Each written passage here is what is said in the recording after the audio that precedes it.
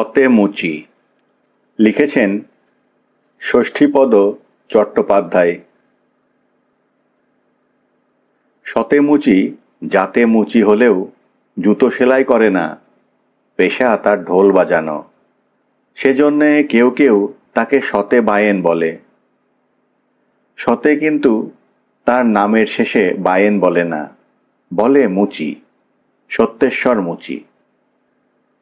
এই সত্যেশ্বর মুচি বা সতে মুচিকে নিয়ে আমাদের গ্রামে ভারী মজার একটি গল্প প্রচলিত আছে।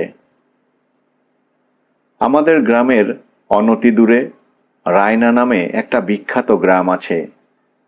একদিন সতে এবং ওর দূরসম্পর্কের এক জ্যাঠামশাই ভূষণ কি এক জরুরি কাজে খুব ভোরে রায়না যাওয়া ঠিক করল। আগের দিন রাত্রে সব ঠিকঠাক করে পরদিন ভোরবেলায় ভূষণ এসে সতেকে ডাকল, সতে। তখন নিশিভোর, আকাশ তখনও অন্ধকার, একটিও কাকপক্ষী ডাকেনি। তেমন সময় ভূষণ ডাকল, সতে, এই সতে। কিন্তু কোথায় সতে? সাড়া শব্দ নেই কোনো। অবশেষে অনেক ডাকাডাকির পর সতের বউ দরজা খুলল। ভূষণ বলল, কি ব্যাপার, সতেকে ডেকে দাও, সকাল করে না গেলে কোনো কাজই যে হবে না। সতের বউ তো আকাশ থেকে পড়ল, ও মা, এই তো খানিক আগে আপনি এসে তাকে ডেকে নিয়ে গেলেন, আবার এখন এসে ডাকাডাকি করছেন, বলি ব্যাপারটা কি? ভূষণের তো চক্ষু তখন চড়ক গাছ।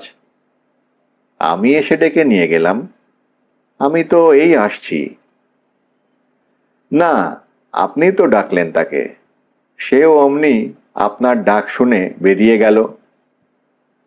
ভূষণ তখন মাথায় হাত দিয়ে বসে পড়ল, কি সর্বনাশ! তাহলে কি হবে? একেবারে আপনার মতো গলায় কে তাকে ডাকলো তবে? ভূষণ বলল, ঠিক বলছো, আমার মতো গলা, নাকি অন্য কেউ ডেকেছে? না গো জ্যাঠা, না, অবিকল আপনার মতো গলায় তাকে ডাকলো। আমার মন বলছে নিশ্চয়ই কোনো অমঙ্গল হয়েছে তার। আপনি এক্ষুনি খোঁজ খবর নিন। আমি মেয়ে মানুষ, আমি কোথায় কি করব? ভূষণ বলল, বড় আশ্চর্য ব্যাপার বটে, নিশি ভোরে অবিকল আমার মতো গলা করে ডাকলো, সেও অমনি বেরিয়ে গেল। এ তো দেখছি অত্যন্ত গোলমেলে ব্যাপার। ঠিক আছে, তুমি কিচ্ছুটি ভেবো না, আমি এখনই ব্যবস্থা করছি। সঙ্গে সঙ্গে লোকজন জড়ো করে ফেলল ভূষণ। দেখতে দেখতে সকালও হয়ে গেছে। তারপর শুরু হলো খোঁজাখুঁজির পালা। গায়ের সর্বত্র তন্ন তন্ন করে খোঁজা হলো সতেকে। দুজন রায়না গেল, দুজন খণ্ড ঘষে তার শ্বশুর বাড়িতে গেল, দুজন গেল জাহানাবাদ। কিন্তু কোথায় সতে? শুধু শুধু খোঁজাখুঁজি সার হলো। সতের বউ তখন কান্নাকাটি শুরু করে দিয়েছে। ভূষণ বলল, আহ, কি বিপদ! খুঁজে পাওয়া গেল না বলে হাল ছেড়ে দিলে কি করে হবে? আবার খোঁজো, যেখান থেকে পারো খুঁজে বের করো তাকে। আবার শুরু হলো খোঁজাখুঁজির পালা।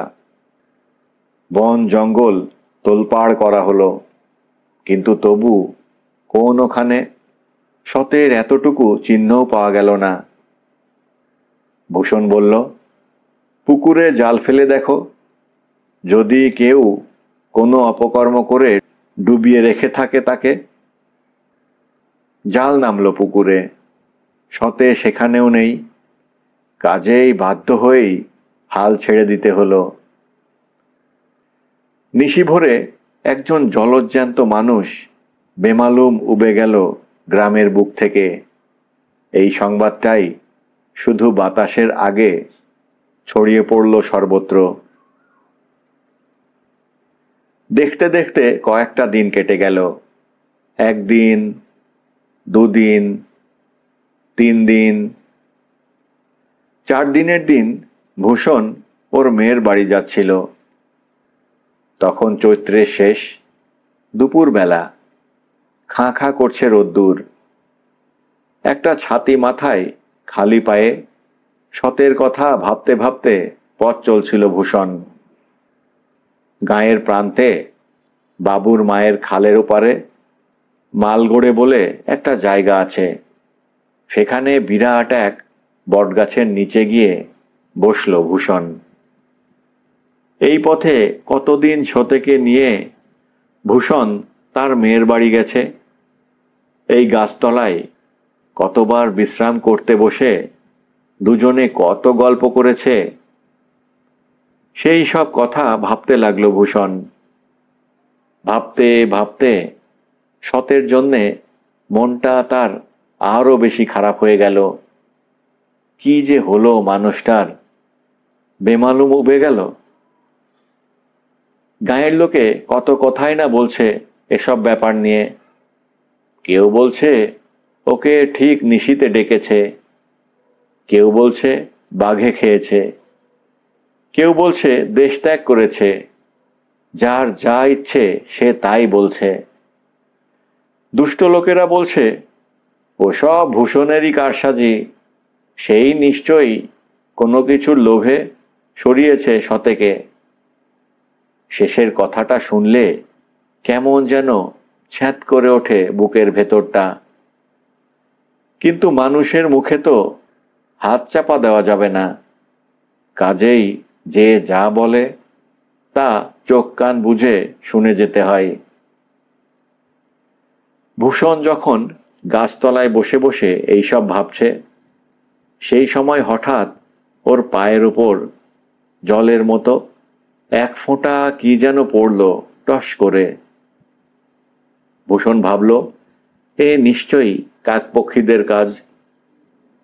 কিন্তু কিছুক্ষণ বাদে আবার যখন আর এক ফোঁটা পড়ল, তখন আর সন্দেহভঞ্জন না করে পারল না। ব্যাপারটা কি দেখবার জন্যে ওপর দিকে তাকাতেই মাথাটা ঘুরে গেল। যা সে দেখতে পেল তা সচক্ষে দেখেও যেন বিশ্বাস করতে পারল না। ভূষণ দেখতে পেল সেই বটগাছের অতি উচ্চে 3টি মোটা মোটা ডালের ফাঁকে চুপচাপ শুয়ে আছে সতে।